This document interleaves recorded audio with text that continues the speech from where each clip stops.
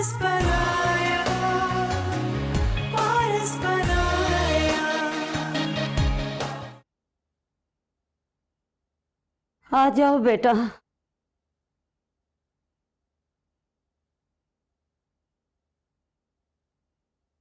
बैठो।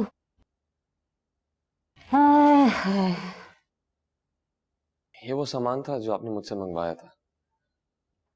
अब इसकी कोई जरूरत नहीं रही बेटा। क्या मतलब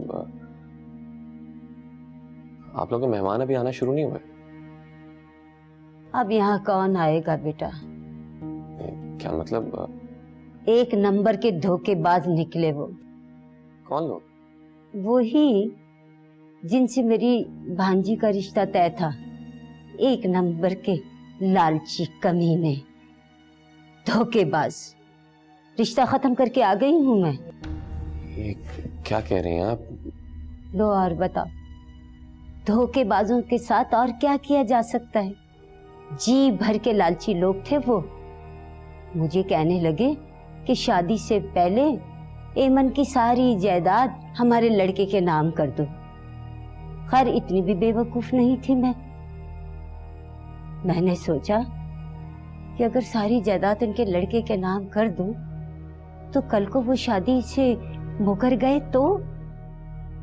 मैंने इनकार कर दिया तो वही उनकी नीयत जाहिर हो गई। हाय हाय बेटा, क्या जमाना आ गया है। पुरानी जान पहचान तो जैसे रही ही नहीं। उस बच्ची के माँ बाप दुनिया से क्या उठे जैसे उन्होंने इसकी जायदाद को लूट का माल समझ लिया हो कि सब कुछ समेट लेंगे। और मैंने भी झूठ मूठ कह दिया कि एमन के अम्मी अब्बू उसके लिए कुछ भी नहीं छोड़कर गए। एमन को भी मैंने समझा दिया कि आजमा ले उस लड़के को। एक नंबर के कमीने नीच। रिश्ते से इनकार कर दिया उन लोगों ने। कमाल है, मगर आज तो शादी है। यही सोच के तो मेरा दिल फटा जा रहा है बेटा। अब तुम ही इंसाफ करो कि ऐसे लालची लोगों के साथ मुझे रिश्ता जोड़ना चाहिए था।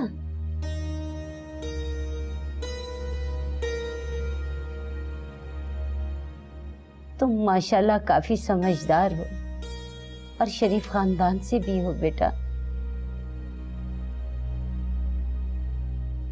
एक बात कहूं? तुम्हें अभी भी मेरी मोहब्बत का यकीन नहीं आया? तुम जानते हो मैंने तुमसे सच्चे दिल से मोहब्बत की। हमेशा खुदा से तुम्हें मांगा था। मेरे दिल में कोई खोट नहीं था। मैंने तुम्हारा और एमन का कभी बुरा नहीं चाहा। मैंने तो खुद अपने दिल पर सब्र का पत्थर रख लिया था। तुम दोनों एक दूसरे के हो जाते तो मैं तो तुम दोनों की जिंदगी से खुद ही चली जाती। बंटी प्लीज ऐसी बातें ना करो। मैं दिल से तुम्हारे सच्चे जज्बों की कदर करता हूं, पर मैं तुमसे वैसे मोहब्बत नहीं करता जिस तरह तुम करती हो। क्या एमन अभी भी तुम्हारे दिल में है? उस धोखेबाज लड़की का नाम ना लो मेरे सामने। कितनी सफाई और बेईमानी से वो ना सिर्फ मुझे बल्कि मेरे पेरेंट्स को भी धोखा देती रही। वो तो बंटी, अगर तुम मुझे ना बताती और पापा ये बात राशिद अंकल से जाके कंफर्म ना करते, हम लोग तो तबाह हो गए थे। अगर तुम जानती हो मैं पापा के सामने कितना हेल्पलेस हूं। चाहते हुए भी मैं। मुझे तो चाहते हो ना।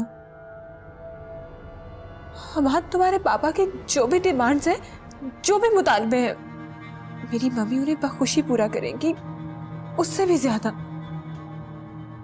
हमाद, मैंने सिर्फ तुम्हें चाहा है, तुम्हें सोचा है। मुझे तुम मिल जाओगे तो मुझे और कुछ भी नहीं चाहिए, कुछ भी नहीं। कितनी मोहब्बत करती हूँ मेरे से? इससे भी ज्यादा।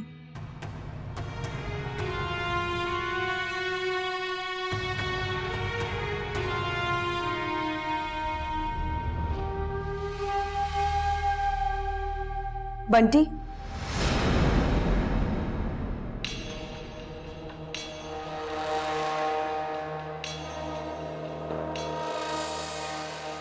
दुख मुझे इस बात का नहीं है कि हम्माद जैसे लालची और खुदगर्ज इंसान ने मुझे छोड़ दिया।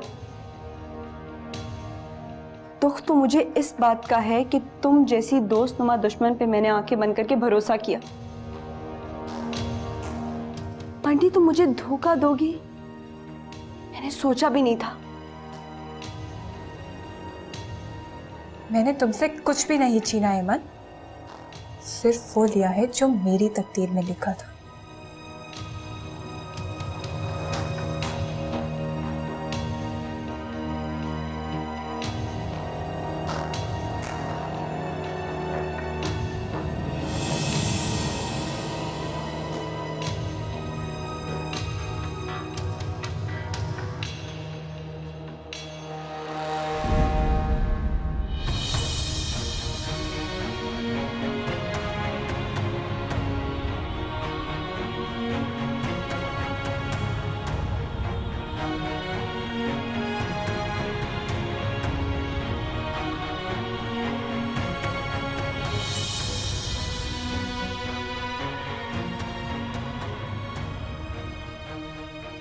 मैंने तुमसे कुछ भी नहीं छीना ऐमन, सिर्फ वो लिया है जो मेरी तकदीर में लिखा था। और मेरी तकदीर में क्या लिखा है? मामा पापा आपने मेरे बारे में कुछ नहीं सोचा? रात क्यों मेरे साथ है ये दुख और वहशतें कि मेरा क्या होगा? आज मेरी शादी है और मैं यहाँ अकेली। आप दोनों मुझे भी अपने साथ ले जाते। अब मैं कहाँ जाऊँ? आपने तो मेरे सर पे छत भी नहीं छोड़ी। क्यों किया मेरे साथ ऐसा? आसमानों की कहकशां ने पारस बनाया, पारस बनाया मुझे ये पारस बनाया, पारस बनाया मुझे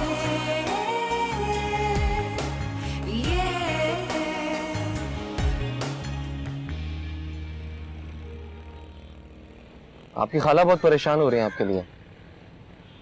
आप उनका फोन भी नहीं उठा रही।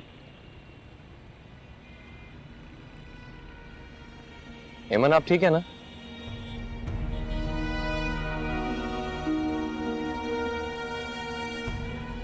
मुझे बहुत अफसोस हुआ है कि प्लीज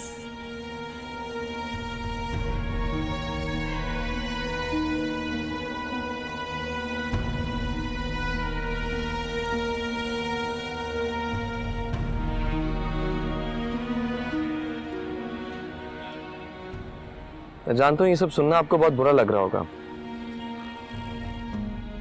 मगर जिंदगी की आजमाइशें ऐसी होती हैं, तोड़ने वाली। मैं भी कई बार इन आजमाइशों से गुजरा हूं। पहले अब्बा का इंतकाल, रोजगार का जरिया खत्म हुआ, फिर अम्मा का इंतकाल। 15-16 साल का वो लड़का अगर अपने आप को ना समेटता तो ये जिंदगी कब का उसे रौंद के आगे गुजर चुकी होती। आप तो बहुत बहादुर हैं।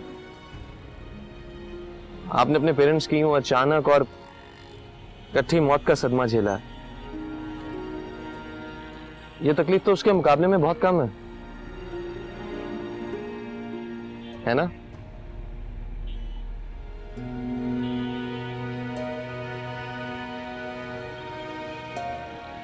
आपकी खाला बहुत परेशान हो रही हैं, आप घर चलिए।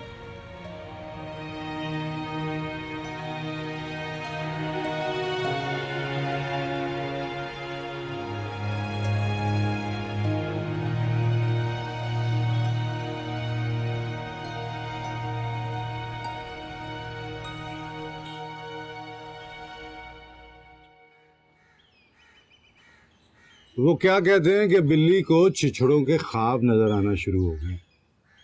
किसको? तुम्हारी माँ को और किसको?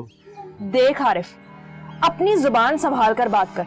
अगर मैं तेरी मोहब्बत में सब कुछ बर्दाश्त कर रही हूँ ना, तो इसका मतलब ये नहीं है कि मेरे मुंह में जुबान ही नहीं है। तू ये सब मेरी मोहब्बत में बर्दाश्त नहीं कर रही मुनिया, ये सब नोटों का कमाल है। ताना दे रहा है मुझे। बता रहा हूँ, और तू भी अपनी माँ को भले जाकर बता दे। ये जो तिल्ले वाली तार के साथ मोती जोड़ते जोड़ते उसने ऊंचे ऊंचे ख्वाब जोड़ लिए ना, उनकी ताबीर इस जिंदगी में तो मुमकिन नहीं। तो कुछ गलत बोल रही है क्या वो? वाह वाह भाई वाह, लग गई अपनी माँ की लाइन पर। वो मेरे हक में बिल्कुल सही बात कह रही है। तेरी मुझसे शादी के बाद तेरी जिंदगी में मेरी क्या हैसियत होगी, इसका भी तो पता होना चाहिए ना। तेरा दिमाग ठीक है मुनिया? मैं तेरे लिए 30-40 लाख रुपए का घर लूंगा, और होश में है तू? क्यों? जब अपनी उस मोटी भैंस के लिए तो 50 लाख का घर ले सकता है, तो मेरे लिए 30-40 लाख का क्यों नहीं? हाँ, अगले जुमे को मैं 6-8 लोगों के साथ निकाह के लिए आ। जेल में तू भले एक दिन का भी न ला, मुझे कोई एतराज नहीं। तेरे लिए मैंने एक फ्लैट देख लिया और 6 महीने का एडवांस किराया भी दिया, राशन और घर के फर्नीचर से भरपूर। तुम लोगों को मंजूर हो तो ठीक, वरना अस्सलाम वालेकुम।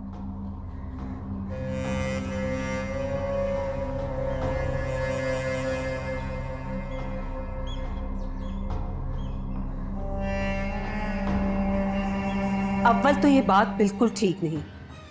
जहां हेमन का रिश्ता टूटा हो, वहां मैं अपनी बेटी का रिश्ता जोड़ दूं?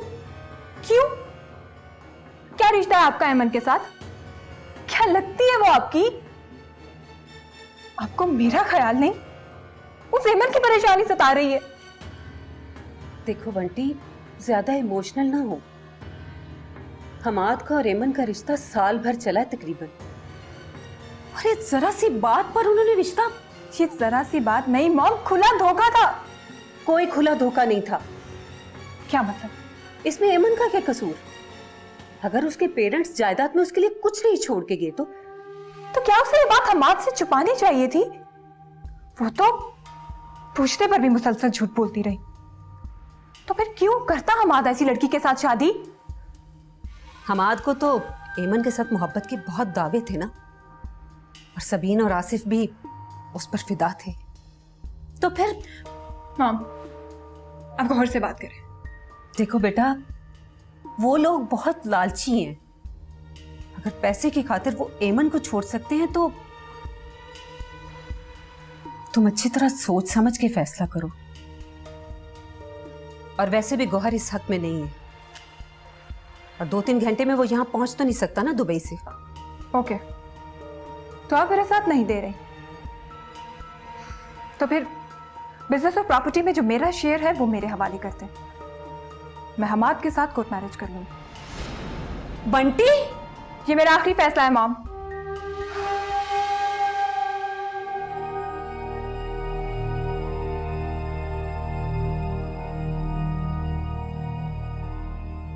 मान जा बेटी, इसके अलावा हमारे पास और कोई चारा नहीं है। मगर खाला भी ये जरूरी तो नहीं है ना कि मैं आज ही शादी करके बैठ जाऊं। वो पत्थर पे लकीर है क्या? माफ कीजिएगा, आपको मुझ पे तरस खाने की जरूरत नहीं है। मैं फैसला कर चुकी हूँ। तो क्या करेगी तू? कुछ भी करूंगी मगर शादी नहीं। ठीक है, चल फिर मेरे साथ सखर, मेरी बहू के साथ मिलके वहां रहना। मुझे कोई मजबूरी नहीं है कि मैं अपना घर छोड़। खाला भी, आप जहां भी जाना चाहती हैं आप जा सकती हैं, मैं आपको नहीं रोकूंगी। मेरी प्यारी बच्ची, मैं तुझे अकेला छोड़ के किस तरह चली जाऊं? इसीलिए तो कहती हूँ कि शहरयार अच्छा लड़का है, खानदानी है और नौकरी भी करता है। फॉर गॉड से खाला भी, मुझे आपका चंद दिनों का खानदानी शख्स नहीं चाहिए। मर जाऊंगी लेकिन उस शख्स से शादी नहीं करूंगी, और आप भी अब मुझसे इस टॉपिक पे बात नहीं करेंगे। हेमन बीबी, राशिद साहब आए हैं, उन्हें मैंने ड्राइंग रूम में बिठा दिया। ठीक है, तुम जाओ। सुबह से कितने लोगों को टेलीफोन करके कह चुकी हूँ कि शादी मुलतवी हो गई।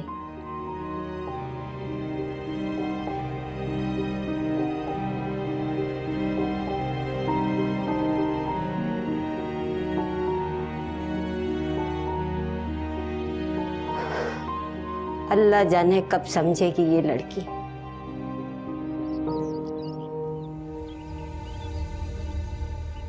रुकैया आंटी ने इतनी बड़ी बात मुझसे कर ली, कितनी नाकाबिले यकीन सी बात है। जिसको मैं ख्वाब में भी कभी अपना होते नहीं देख सकता था, वो लड़की। लेकिन मालूम नहीं हेमंत मुझे कबूल करेगी या नहीं।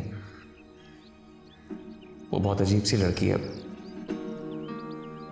मुझे आपा से जिक्र करना चाहिए।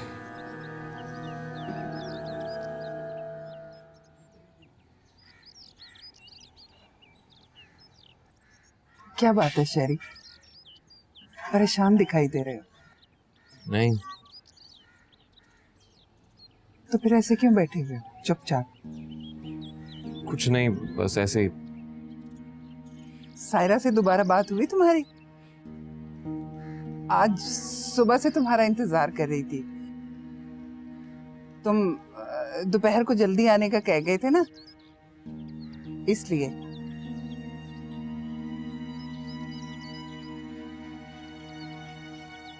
और हाँ, तुम आज दफ्तर नहीं गए? आपको किसने बताया? वो तुम फोन घर भूल गए थे ना, तो तुम्हारे दफ्तर से फोन आया था। कौकब ने उठाया था।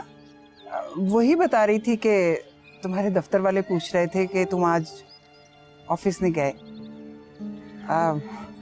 तो कहाँ रहे सारा दिन? मुझे धुले हुए कपड़ों में से एक शर्ट इस्त्री कर दे, मुझे काम से जाने में नहाने जा रहा हूं।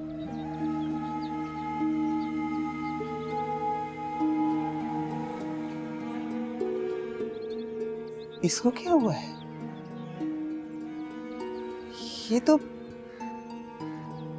तो बड़ा अजीब सा हो रहा है। पारस पराया